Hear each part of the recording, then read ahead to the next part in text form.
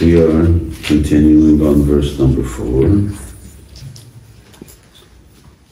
Should I ask who knows verse number 4? For those ladies in the back and in the middle, really rolling along. It's only 11 verses. I don't know. If you took literature, how many poems did they make you memorize? Did you memorize any poems in school? No? Really? Did you take literature? Something.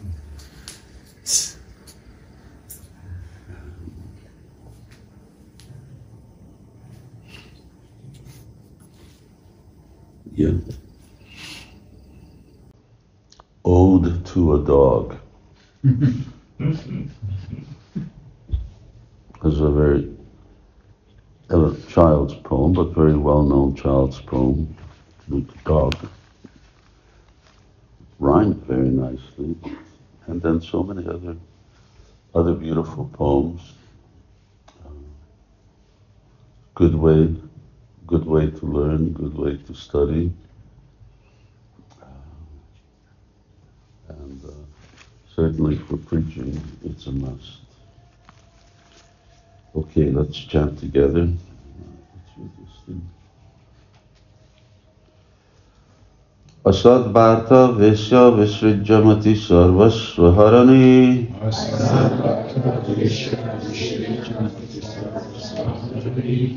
Katha Mukti Vyagrihana Shrinukila Sarvat Magilani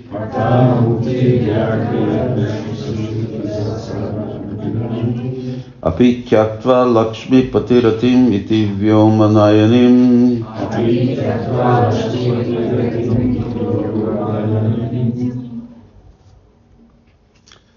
Raje Radha Krishna Swarati Manido Tvam Bhajamana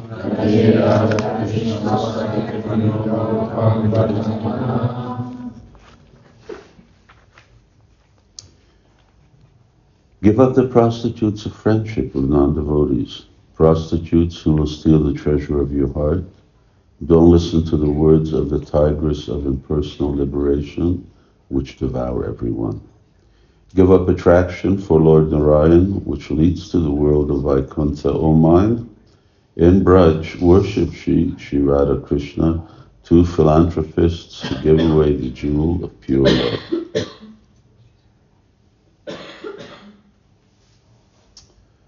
Okay, so we're just going to finish on this and move on to verse 5. And we left off, give up attraction to Lord Narayan, which leads to the world of Vaikuntha.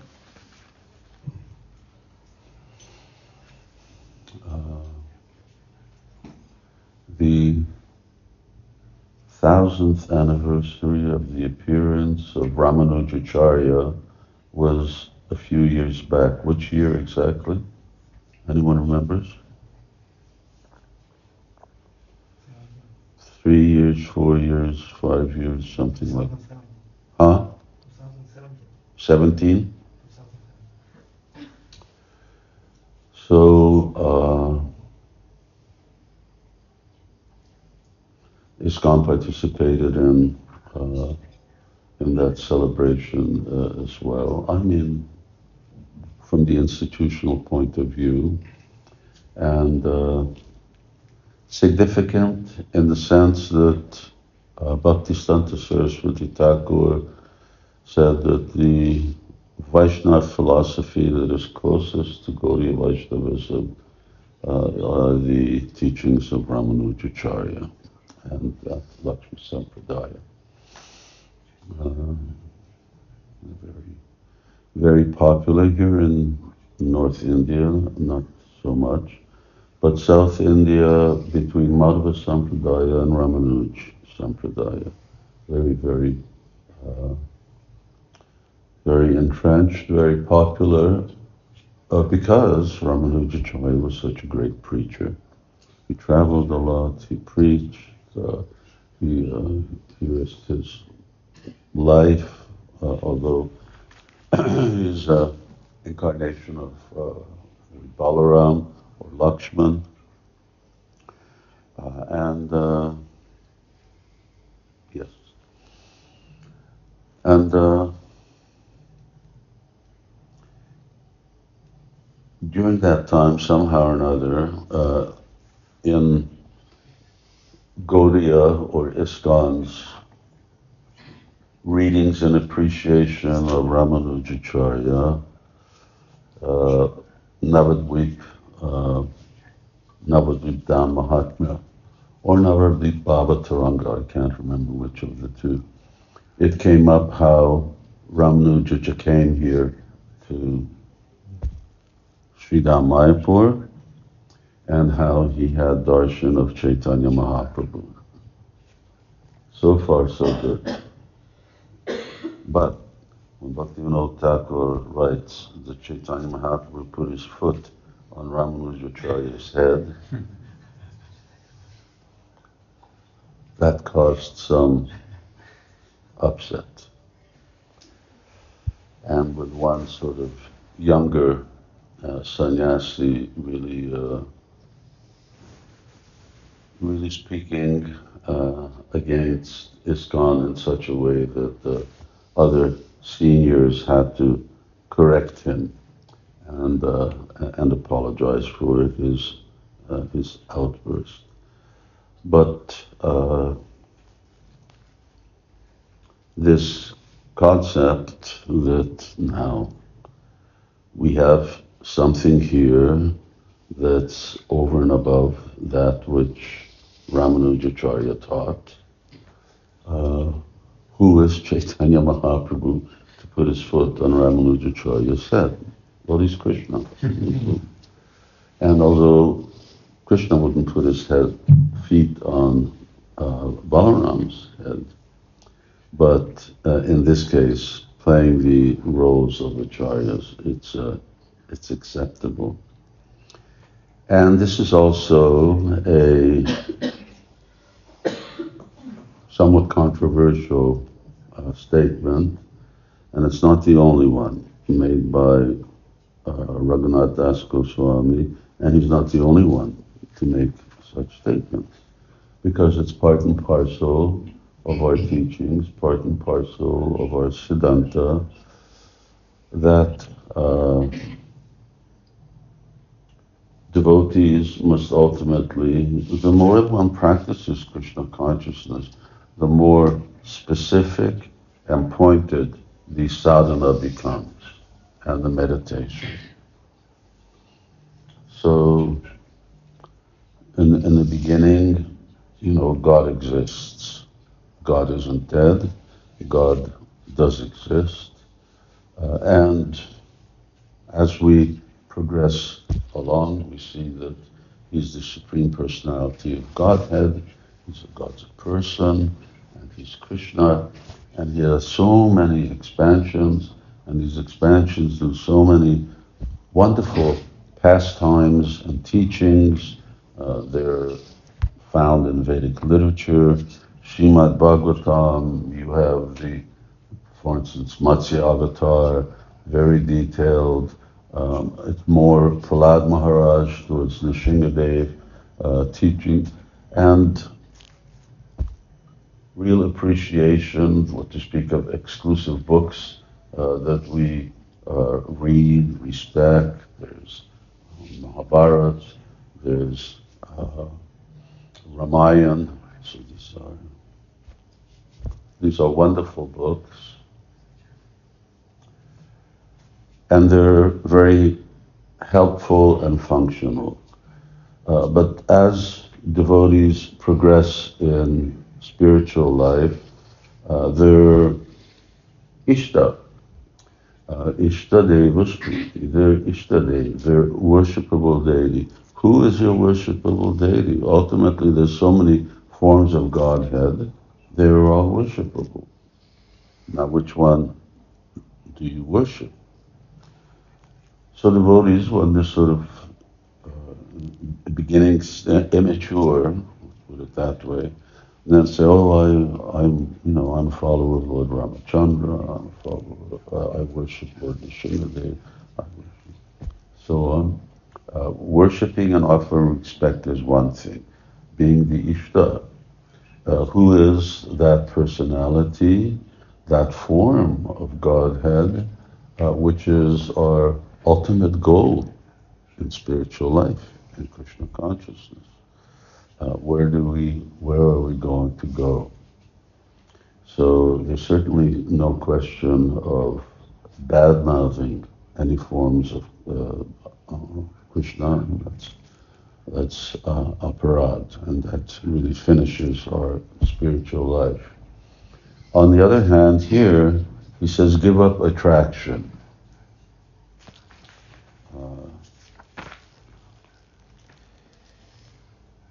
Tyaptva Lakshmi Patigati. Rati means love or attraction. Lakshmi Pati means the husband of Lakshmi, and Tyaktva. Tyaktva Sudushta Surepshita Raja Lakshmi. Tyaktva, so give it up. Why would we want to give it up? Well, respect is always there. We always, and even one may engage in worship for functional purpose, as we worship Prahlad Nrsimha downstairs. For why? Specifically for those two reasons that we mentioned earlier. One is for the protection of the preachers, and the other is for removing all of the anarthas within the heart. Now, in around 1973, prior to 1973, there was no talk of Nrsimhadev. There was no talk of any worship of Nrsimhadev. We didn't sing the prayers that we sing now. Then there was an incident in New Vrindavan where the Hell's Angels came to break the deities and kill some devotees. That didn't happen, but they did damage some of the deities, and they did cause havoc. So at that point, Srila Prabhupada introduced the worship that we have now, which means that succeeding every major arati, then we sing prayers to Lord Nrsimhadev. We didn't have deities, and there's few deities, installed deities in ISKCON, because as Srila Prabhupada points out, the mood of Lakshmi Nrsimha is so much different than that of Radha Krishna, that they need to be on a separate altar. So, unfortunately, in many places in ISKCON, maintaining one altar is a challenge, what to speak of maintaining two. It's fun installing deities.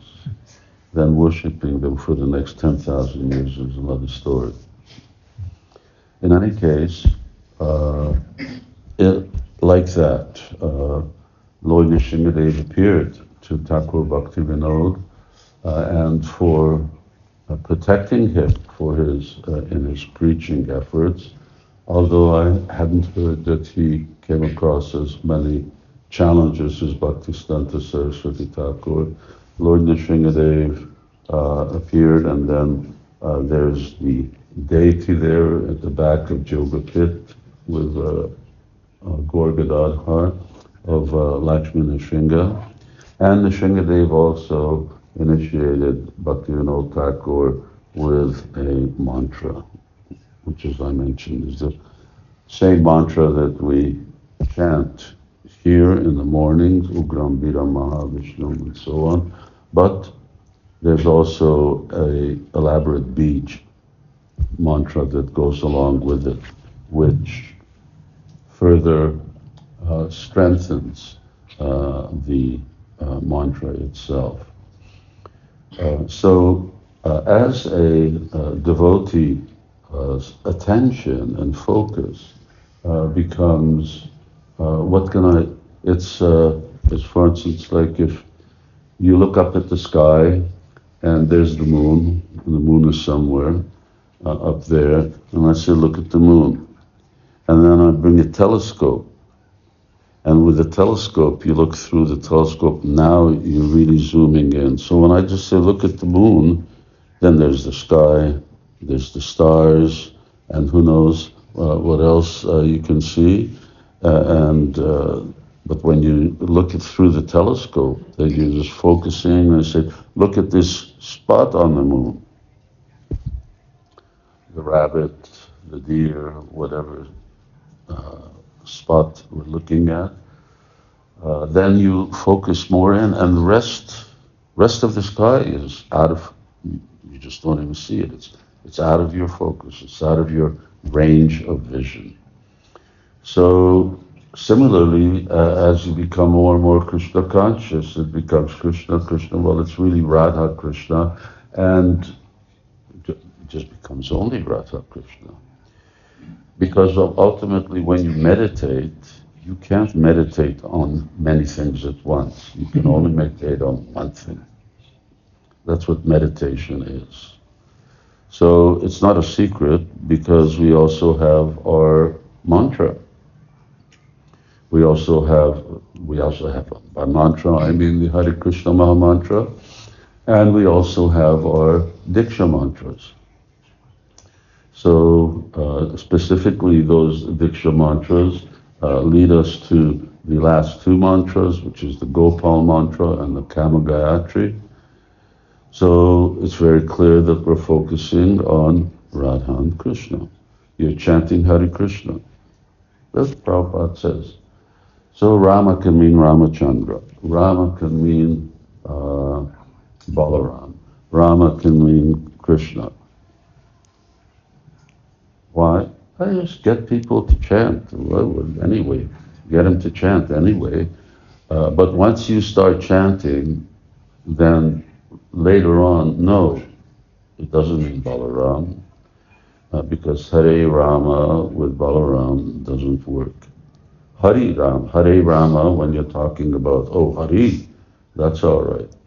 But when you say, oh, Hara, and Balaram, they don't go together in a mantra. So Lord Balaram and Srimati Radharani, there's a certain distance. They're not. You don't invoke anything with their simultaneous presence. So already it's there in our Hare Krishna Maha Mantra who we're focusing on, which is Radha and Krishna. So Prabhupada gave very basic translation, O Lord, O energy of the Lord, please engage me in your service. So that's it. That's what Krishna consciousness is about. And we may offer our respects to so many forms of Lord Krishna. We may offer our respects to demigods. We don't just respect demigods, especially Lord Shiva.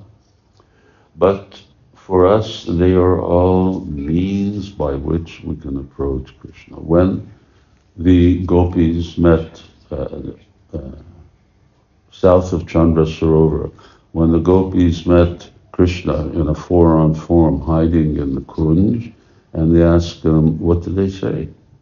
They offered their respects, and then they said, where's Krishna? So they weren't about to get into any elaborate puja. Their goal was, I want to find Krishna. So that's the direction. That's how we worship. Just like some devotee recently wrote me that they're going to chant the Narayan Kavacha mantra for my health. I said, don't chant the Narayan Kavacha mantra. You want to chant Hare Krishna. Why chant Narayan Kavacha? What's Lord Narayan going to do that Krishna's not going to do? So, and that's our business. That's what we should spend our time. Sometimes one may chant Hare Krishna. It's like Jagannath Das Babaji, he had a servant, and his servant's name was Bihari. That's right. And he was very big. I don't know what that meant by Bengali standards, but Lord Chaitanya was a Bengali, he was very big. Must have been quite striking, 7.5 feet. I mean, that's big anywhere in the world. In any case, Bihari got very sick, and doctor said he's going to expire by morning time. He's going to die. So Jagannath Das Babaji sat down and he said, all right, we're going to sit here and we're going to chant Hare Krishna all night. Let's see if Yamaraj can take Bihari away from me. So, and on the strength of the holy name, and Bihari got well, and then he continued his service. Later on, he became recognized after Jagannath Das Babaji passed away as a great Babaji and a great devotee of the Navadvip area. So, yes, we offer respect. We ask, please help me attain Krishna. Please make my devotion steady. Please protect my devotional service from all kinds of attacks from Maya's illusion. Devotees may pray in so many ways, just like the gopis also, they regularly go to worship Gopeshwar Mahadev in Vrindavan. So they worship Lord Shiva. Why do they worship Lord Shiva? They worship Lord Shiva to get Krishna's association. So these are the ways in which one has to be increasingly selective. Now, how do I know in how far up along this sort of pyramid growth of Krishna consciousness am I? And who do I worship? What service do I do? Sve adhikara jnishtam. So Srimad Bhagavatam points out, according to one's position in spiritual life, one has a corresponding sadhana. And the sadhana changes to some degree according to one's level of advancement. Now there's certain things that don't change in your sadhana, like chanting Hare Krishna, like reading Srimad Bhagavatam. What part of Srimad Bhagavatam you read may change. You may focus more and more on certain parts of Srimad Bhagavatam. For instance, when you see in Chaitanya Mahaprabhu's Leela, so Lord Chaitanya, Srila Prabhupada points out that for general people, Chaitanya Mahaprabhu chanted Hare Krishna, and that was it. Amongst his devotees, there was discussions about Krishna's pastimes in general. But when he got into the Gavira at night with Swarup Damodar and Ramananda Roy, what did they talk about? There's only one topic. And that was Krishna. Chaitanya Mahaprabhu became fully absorbed in the mood of Srimati Radharani, and he was simply talking about Krishna, which means Radha and Krishna's relationship and the nature of their moods, their love, and so on. So this is how we see that there's a development. So to answer that question, well, that's why people have spiritual masters. Or by spiritual masters, I mean Diksha Guru, Shiksha Guru, or senior, more advanced devotees, to give them guidance. Now, according to my level of spiritual advancement, What should I be reading? What should I be studying? Bhaktisiddhanta Saraswati Thakur wanted to print Gita Govinda, and it seems like it was out of print. So he asked Bhaktivinoda Thakur if he could do that. And he said, sure, you can print one copy for yourself. Because Bhaktivinoda Thakur considered that he was the only person who was qualified to read Gita Govinda. Now Gita Govinda is available anywhere, especially in Loi Bazaar, and anybody can go in and get a book and read it. So, when you take medicine, you have a course of medicine. If you take medicine in the wrong order, then what's beneficial may end up becoming poisonous. So that's why we need guidance of realized devotees, advanced devotees, to help us progress along, so that we don't go. So Bhaktivinoda Thakur says, if you go atyahara prachasya prajapa niyamagraha. So niyamagraha and niyamaagraha. If you go too fast, beyond your qualification, then that becomes one fault. And if you keep saying, oh, I'm not so advanced, I'm not so advanced, I'm here in 50 years in Krishna consciousness, but I'm not so advanced, that's another kind of maya. It's another kind of sahaja, that one isn't advancing according to one's adhikar. One does have the qualification, but he isn't stepping forward. So much for verse number 5, but that gives extra time for us to remember verses 1 to 4. Many thanks to those devotees who are memorizing it. But the key, not forgetting it, is that you have to preach.